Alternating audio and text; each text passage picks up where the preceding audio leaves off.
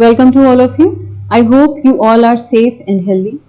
आज हम लोग बात करेंगे जेंडर की। जेंडर क्या है, जेंडर किन किन आधारों पर देखा जाता है, कहाँ कहाँ देखा जाता है समाज में, इसे किन किन डायमेंशंस में देख सकते हैं हम लोग, इसकी बात करेंगे। फिर उसके बाद हम बात करेंगे gender equality according to our Indian constitution, कि हमारे कॉन्स्टिट्यूशन में महिलाओं को समानता के अधिकार किन किन आर्टिकल्स, अनुच्छेदों के द्वारा मिले हैं। फिर उसके बाद हम लोग बात करेंगे विशाखा गाइडलाइंस की। विशाखा गाइडलाइंस क्यों है, क्या है इसके प्रोविजंस, क्यों ये जरूरी है, इसके बारे में। तो ये कंप्लीट वीडियो आप कह सकते हैं कि मैंने जेंडर और उससे रिलेटेड लीगल लॉज के ऊपर बेस्ड है। तो मैं स्टार्ट करती हूँ। जैसे आप देख रहे हैं यहाँ पर जेंडर लिखा हुआ है। जेंडर हिंदी में इसका मतलब है सामाजिक भेद। सामाजिक भेद, किन लोगों से सामाजिक भेद और कैसा सामाजिक भेद? दैट मीन्स कि differences between male and females on the basis of their roles, responsibilities, their cultural activities, their fooding, their eating, their life, living standard, their livelihood, everything is included in the differences between male and female. यहाँ पर हम देख रहे हैं, मैंने पहले cultural discrimination लिखा है, फिर female oriented, male oriented roles, responsibilities, behaviour, family discrepancies, इन सब के बारे में। कल्चरल डिस्क्रिमिनेशंस क्या होते हैं? कल्चरल डिस्क्रिमिनेशंस हम ये मान सकते हैं कि महिलाएं ही क्यों आखिर व्रत उपवास करती हैं। ऑल्दो ये हमारे धर्म का विषय है और उसके ऊपर बहुत ज्यादा क्वेश्चन करने की जरूरत नहीं है। ऑल्दो फिर भी हम ये कहेंगे कि कल्चरल डिस्क्रिमिनेशंस, आप कह सकते हैं कि महिलाएं ही व्रत उपवास रखती हैं, ज्यादा रिचुअल्स होती है, ज्यादा रिलीजियोसिटी आप जिसको कहते हैं वो सारी महिलाओं में ज्यादा होती है इन कंपैरिजन टू मेल। हम देखते हैं कि मंदिर में पंडित तो होते हैं लेकिन पंडिताइन पूजा नहीं करती हैं, ठीक है, वो एक अलग इशू है। उसके लिए बहुत सारे डिस्कशंस और बहुत सारे सेमिनार्स वगैरह होते रहते हैं, कॉन्फ्रेंसेस होती रहती हैं। गवर्नमेंट भी उसके लिए बहुत पॉजिटिव अप्रोच रखती है, चीजें बदल रही हैं, लेकिन फिर भी आज भी हम देखते हैं कि कल्चरल डिस्क्रिमिनेशन जो मेल एंड फीमेल के बिहेवियर में या उनके साथ जो देखा जाता है वो सारी कल्चरल एक्टिविटीज में आता है। फिर female oriented and mail oriented task, ऐसे काम जिसको डिसाइड कर दिया जाता है फीमेल के लिए और मेल के लिए। फीमेल के लिए कैसे कार्य डिसाइड किए जाते हैं? ऐसे कार्य डिसाइड किए जाते हैं जिसमें बहुत ज्यादा फिजिकल, मेंटल और जितना भी उनको कह सकते हैं कि बहुत ही टफ वर्क जितने भी होते हैं वो उनके कार्य से रिलेटेड नहीं समझे जाते हैं। जितने भी लेबोरियस या जितने भी बहुत ज्यादा बलवान, जिसमें बल लगता हो, बुद्धि लगती हो, ये सारी एक्टिविटीज जो होती हैं वो सारी मेल ओरिएंटेड टास्क में आ जाती हैं। हालांकि regular civil societies and government के बहुत सारे प्रोग्राम्स के द्वारा बहुत सारा अवेयरनेस आ रहा है, ये सारे नोशंस चेंज हो रहे हैं। डिस्पाइट ऑल हम इन डिफरेंसेस को रेगुलर अपनी सोसाइटी में देखते रहते हैं। इसके बाद मैं बात कर लेती हूँ रोल्स, रिस्पॉन्सिबिलिटीज एंड बिहेवियर की। रोल्स यानी कि जो पुरुषों का रोल होता है वो डिसीजन मेकिंग का रोल होता है, चाहे वो किसी भी ऑर्गेनाइजेशन में हो, चाहे वो किसी अपने परिवार में हो या कहीं पर भी। आप देखेंगे ज्यादातर जो डिसीजन मेकर्स होते हैं वो मेल होते हैं। फीमेल की पोजीशन सिर्फ यही रहती है कि वो डिस्कशन करेंगी जैसा फैमिली के जो मेल पर्सन है वो कहेंगे या जो ऑर्गेनाइजेशन की जो मेल पर्सन है वो कहेंगे, उन्हीं की बात का फॉलो किया जाता है। तो ये भी एक डिस्क्रिमिनेशन का पार्ट है, क्योंकि एंथ्रोपोलॉजी के अनुसार महिलाएं सबसे ज्यादा अच्छा डिसीजन मेकिंग का प्रोसेस अप्लाई करती हैं। और कुछ हमारे कंट्रीज ऐसे भी हैं जिनको हम एग्जाम्पल में ले सकते हैं, सच एज नॉर्वे वगैरह जो है, जहां पर विमेन लीडिंग है। म्यांमार है, विमेन लीडिंग देश है। और इवन कि भारत भी ऐसा देश रह चुका है जहां पर विमेन ने लीड किया है। इंदिरा गांधी उसका सबसे बड़ा एग्जाम्पल है। लेकिन फिर भी अगर हम इसको ग्रास रूट लेवल पर या बहुत ही निचले तबके पर देखते हैं तो हम देख पाते हैं कि महिलाओं के साथ इस तरह का भेदभाव होता है जो उनकी रोल्स, रिस्पॉन्सिबिलिटीज एंड बिहेवियर्स से जुड़ा होता है। और वो सारी चीजें डाइवर्ट हो जाती हैं या कह सकते हैं ट्रांसफर हो जाती हैं या लेविश की जाती हैं जस्ट ऑन द बेस और just on the ground of biological differences, जो कि मेल्स का पार्ट हो जाती हैं और जितनी भी सबऑर्डिनेशन वाले काम होते हैं वो सारे महिलाओं के पास आ जाते हैं। तो इस तरह से हम देखते हैं कि gender discrimination mail oriented and female oriented किस तरह से हो जाता है उनके रोल्स, रिस्पॉन्सिबिलिटीज, बिहेवियर के बिहाफ पर। फिर उसके बाद अब हम बात करते हैं फैमिली डिस्क्रिपेंसीज। फैमिली डिस्क्रिपेंसी से मेरा मतलब है कि घर में, एक ही घर में एक बेटी है, एक बेटा है, एक लड़का है, एक लड़की है। लड़के को ज्यादा प्रेफरेंसेस मिल रहे हैं इन कंपैरिजन टू लड़की, ठीक है, in comparison to girl.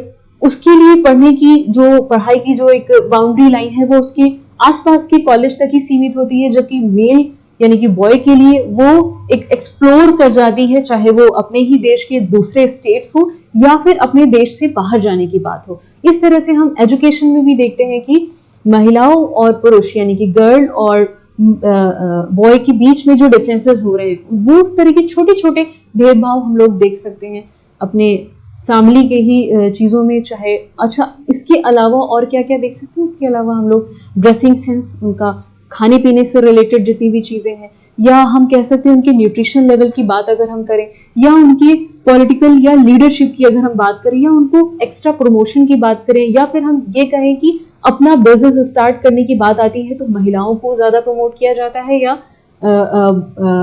Mail को प्रमोट किया जाता है। तो हम ये देख पाते हैं कि जब बॉयज कोई डिसीजन लेते हैं तो पूरी फैमिली सपोर्ट में आ जाती है, लेकिन जब कोई फीमेल या अपनी कोई गर्ल या बेटी कोई डिसीजन लेती है तो उसमें बहुत सारे क्रॉस क्वेश्चंस होते हैं और कई बार ये भी कहा जाता है, सुनने को मिलता है कि तुम्हें बहुत आइडिया नहीं है समाज का और तुम ये नहीं कर पाओगी।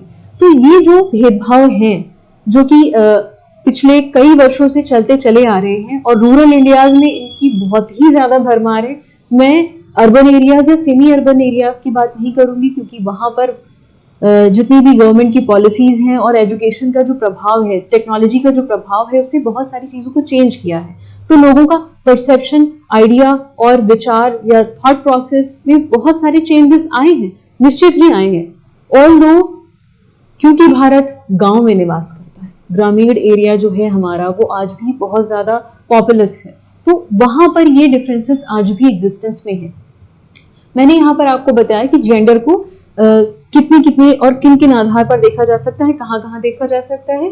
कल्चरल एक्टिविटीज में देख सकते हैं जहां पर हम ये बात करते हैं कि महिलाएं ये व्रत उपवास रखेंगी और पुरुष उस तरह की पार्टिसिपेशन में नहीं रहेंगे, बल्कि वो सिर्फ इन्वेस्टमेंट या फाइनेंशियल एक्टिविटीज में रहेंगे, डिसीजन मेकिंग का प्रोसेस को प्ले करेंगे। फिर female and mail oriented work से मेरा मतलब था कि फीमेल वो टास्क करेंगी जो उनको बहुत सुटेबल, उनकी जिसमें बहुत लेबर ना हो, जिसमें बहुत ज्यादा डिसीजन मेकिंग ना हो, जिसमें बहुत ज्यादा इन्वेस्टमेंट ना हो, जिसमें बहुत ज्यादा इंटेलेक्चुअल चीजें ना हो। हालांकि समय के साथ साथ ये सारे कॉन्सेप्ट्स मूवमेंट होते जा रहे हैं और एक पॉजिटिव सिनेरियो हम लोग देख रहे हैं जो कि महिलाओं को प्रॉपर इक्वल स्पेस दे रहा है। फिर उसके बाद मैंने आपसे रोल्स, रिस्पॉन्सिबिलिटीज एंड बिहेवियर की बात कर ली। बिहेवियर में हम कह सकते हैं कि सॉफ्ट स्पोकन, स्माइलिंग और बहुत ही सोफिस्टिकेशन का जितना भी पार्ट आता है वो महिलाओं को आइडेंटिफाई किया जाता है। उससे महिलाएं बहुत ही वाइल्ड नहीं हो सकती, वो खुलकर हंस नहीं सकती, बहुत तेज आवाज में बात नहीं कर सकती। रूरल एरियाज में ये सब आज भी देखने को मिलता है। तो ये सब पार्ट है जेंडर डिस्क्रिमिनेशन का। अब हम बात करते हैं अपने नेक्स्ट टॉपिक की, जिसमें मैंने लिया हुआ है कि लीगली जो कॉन्स्टिट्यूशनल हमें कौन कौन से राइट्स देता है, जिनके बिहाफ पर हम ये कह सकते हैं कि कॉन्स्टिट्यूशनली जो महिलाएं हैं वो बहुत ही एम्पावर हैं। वो कौन कौन से राइट्स हैं यहाँ पर हम देख लेते हैं। Equality before law, article 15। Article 15 हमें ये बताता है कि बिफोर लॉ यानी कि लॉ के समक्ष सभी लोग, चाहे उनकी कास्ट, क्लास, रंग, रूप, भेद, जेंडर या सेक्स, जो भी बायोलॉजिकल या जितने भी डिफरेंसेस हैं, लॉ जो है हमारा उनके समक्ष सब लोग इक्वल रहेंगे। वो भेदभाव नहीं करेगा, वो महिलाओं के लिए भी उतना ही रिप्रेजेंटेटिव रहेगा, उतना ही अकाउंटेबल रहेगा जितना कि मेल्स के लिए। फिर उसके बाद बात है इक्वलिटी ऑफ अपॉर्चुनिटीज, अवसरों की समानता रहेगी। फिर है equal rights for adequate means of livelihood. Livelihood से उनका मतलब है कि ऐसे सोर्सेज ऑफ जीविकोपार्जन के वो सोर्सेज किसी ऐसे सोर्सेज जिसको वो लैविश कर सकती हैं, जिसको वो ऑक्यूपाई करना चाहती हैं, चाहे वो बिजनेस से रिलेटेड हो या किसी भी ऐसे कार्य से संबंधित क्यों ना हो जो कि कहा जाता है कि सिर्फ मेल ओरिएंटेड है। तो इस तरह से जो equality of rights of adequate means of livelihood है वो आर्टिकल 39 हमें प्रोवाइड करता है। फिर उसके बाद हम बात कर लेते हैं कि human condition for work and for maternity relief. Maternity relief के लिए भी हमारा कॉन्स्टिट्यूशन महिलाओं को राइट्स प्रोवाइड करता है। उनकी मैटरनिटी के आधार पर उनके साथ कोई भेदभाव ना हो, इसको भी हमारे यहाँ कॉन्स्टिट्यूशन में एड्रेस किया गया है, ध्यान में रखा गया है। लेकिन क्या ये समाज में वास्तविक रूप से एप्लीकेबल है? प्लीज इसे चेक करिएगा, मुझे इस पर संदेह है। फिर बात कर लेते हैं to renounce the practices derogatory to the dignity of women. ऐसे कार्यों की जिसमें महिलाओं का सम्मान बना रहे, ऐसे कार्यों को प्रोवाइड करना, ऐसे कार्यक्रमों को एम्फसाइज करना और फ्लोरिश करना। फिर उसके बाद 1/3 of participation of women in panchayat. पंचायतों में 1/3 पार्टिसिपेशन महिलाओं का होगा। कई सारे स्टेट्स में ये ऑलरेडी लागू हो चुका है, लेकिन आज भी कई स्टेट्स ऐसे हैं जहां पर इस तरह की प्रोविजंस को अभी भी इंपॉर्टेंस नहीं दी जा रही है। एग्जाम्पल के लिए बहुत सारे स्टेट्स हैं, आप प्लीज उनको चेक करिएगा और मुझे इस नीचे कमेंट बॉक्स में जरूर बताइएगा। फिर उसके बाद हम बात कर लेते हैं municipality article 243 D and T. इसमें महिलाएं पंचायती राज में और म्युनिसिपैलिटी में उनका 1/3 पार्टिसिपेशन अकॉर्डिंग टू कॉन्स्टिट्यूशन है। अब ये कितना ज्यादा अप्रूवल है या कितना ज्यादा अप्लाइड फॉर्म में देखने को मिलता है, प्लीज इसे अपनी सराउंडिंग्स में आप इसे चेक करिएगा, so that you can also know कि महिलाएं अपनी राइट्स को कहां पर लैविश कर रही हैं और कहां पर वो अपने राइट्स को इग्नोर कर देती हैं in the lack of awareness. इस तरह से हमने लीगल राइट्स की बात करी जो कि हमें भारत का संविधान प्रोवाइड करता है। इन आधारों पे हम कह सकते हैं कि जो हमारा भारतीय संविधान है निश्चित रूप से महिलाओं को सभी अधिकार देता है, उनको पूरी तरह से एम्पावर करता है, समाज में उनको एक समान सम्मान पूर्वक और समानता की बात करता है। उनसे किसी भी लेवल पर, किसी भी क्षेत्र में किसी तरह का कोई डिस्क्रिमिनेशन ना हो, कोई भेदभाव ना हो, इसके पूरे फुल फ्लेज अपॉर्चुनिटीज को वो देता है। लेकिन ये कितना व्यवहारिक है? क्या ये सिर्फ कॉन्स्टिट्यूशन में मेंशन हो या कि आप इसको अपने व्यवहारिक जीवन में भी देखते हैं? प्लीज इसे चेक करिएगा जरूर से। अब इसके बाद हम बात कर लेते हैं विशाखा गाइडलाइन की। विशाखा गाइडलाइंस या ऐसे राइट्स जो कि उनको कार्य क्षेत्र पर प्रोवाइड किए गए हैं, हम उसकी बात कर लेते हैं। वो कौन कौन से हैं और क्या है? पहला हम देख सकते हैं legal for women on behalf of legal acts for women on behalf of biological changes, sexual harassment on women at work place, prevention, prohibition and reduction of act 2013, यानी कि पॉश एक्ट के नाम से इसको जानते हैं। इसमें क्या प्रोविजन है? ये प्रोविजन हमें देता है कि उनके वर्क यानी कि जहां पर वो काम कर रही हैं, वो काम करने का स्थान कोई भी हो सकता है, चाहे वो ईंटे या जो भट्टे होते हैं जहां पर ब्रिक्स बनाई जाती हैं। ब्रिक्स, आई होप आप समझते होंगे कि ये जो बिल्डिंग होती है, इस बिल्डिंग का कंस्ट्रक्शन ब्रिक्स और उसके साथ साथ कुछ सीमेंट्स और एक्स्ट्रा कंपोनेंट्स की मिलाकर तब होता है। तो वो जो ब्रिक्स मेकिंग का जो काम करती हैं महिलाएं, वहां पर उनके पास भी राइट्स हो और उसी तरह के राइट्स किसी बहुत ही अच्छे कॉर्पोरेट या प्राइवेट या गवर्नमेंट सेक्टर में काम करने वाली महिलाओं के लिए भी होना चाहिए। तो ये जो एक्ट है ये महिलाओं को वर्क प्लेस पर इक्वल राइट देता है अगेंस्ट देयर सेक्सुअल हरेसमेंट या जिसको कह सकते हैं मोलेस्टेशन। हाल ही में एक मी टू का इंसिडेंट आया था जिसमें बहुत सारी महिलाओं ने अपने आप को मेंशन किया था कि भाई मैं भी इस चीज का शिकार रह चुकी हूँ, और वो ज्यादातर न्यूज में ये आया कि उन्होंने सबसे ज्यादा हैरेसमेंट अपने वर्क प्लेस पर ही फेस किया है। प्लीज आप इसे जरूर चेक करिएगा। फिर इसके बाद हम बात कर लेते हैं criminal law amendment was passed in 2013, ये भी इसी से संबंधित है। फिर एक थर्ड मैंने जिसकी बात कही आपसे कि जो विशाखा गाइडलाइंस है, विशाखा जजमेंट जिसको कहते हैं, इसको राजस्थान वर्सेस विशाखा के नाम से भी जानते हैं। क्या है ये और क्यों इसकी जरूरत पड़ी थी? इसकी जरूरत इसलिए पड़ी थी कि आप लोगों ने सुना होगा भाबरी देवी एक राजस्थान की बहुत अच्छी कार्यकर्ता थी और उन्होंने बहुत सारी बच्चियों की चाइल्ड मैरिजेस को रोकने का काम करवाया था। उन्होंने बहुत एक वाइटल रोल प्ले किया था कि महिलाओं के साथ कोई भेदभाव ना हो और जो कम उम्र में बच्चियों का शादी हो जाता है उसको रोकना है, इसके लिए बहुत ही एक्टिवली काम कर रही थी। तो उनके अगेंस्ट कुछ लोग हो गए थे जिसमें उनका कुछ लोगों ने रेप किया। फिर उसके बाद दिक्कत इस चीज से आई कि उन्होंने जब इसके अगेंस्ट लीगली एक्शन लेने का डिसीजन लिया तो जो वहां की जितने भी ग्राउंड लेवल के कुछ नुमाइंदे थे सबने उनको डिक्लाइन कर दिया, उनको नेग्लेक्ट कर दिया, उनकी बात को इंपॉर्टेंस नहीं दी, उनके साथ हुए उस इंसिडेंट को भी नेग्लेक्ट कर दिया था। तो फिर कुछ सिविल सोसाइटीज, कुछ ऐसी एनजीओज ने इस मुद्दे को और भी ज्यादा उठाया, क्योंकि आज भी देखा जाता है कि महिलाएं अपने साथ हुए हैरेसमेंट को या तो छुपा लेती हैं या तो फिर वो उसे एक्सप्लोर नहीं होने देती, क्योंकि वो डरती है कि समाज में उनके साथ कोई इस तरह का भेदभाव ना होने लगे या सामाजिक रूप से उन्हें बहिष्कृत ना कर दिया जाए। तो अपने इस तरह के इंसिडेंट्स को वो एक्सप्लोर नहीं होने देती। भंवरी देवी के साथ जब ये कांड हुआ तो उन्होंने बहुत ही मुखर होकर इस चीज को फेस किया और इसके बारे में वो बोली, अपनी राइट्स की उन्होंने बात की और उन्होंने कहा कि जिन लोगों ने गलत किया है उन्हें जरूर पनिशमेंट मिलना चाहिए।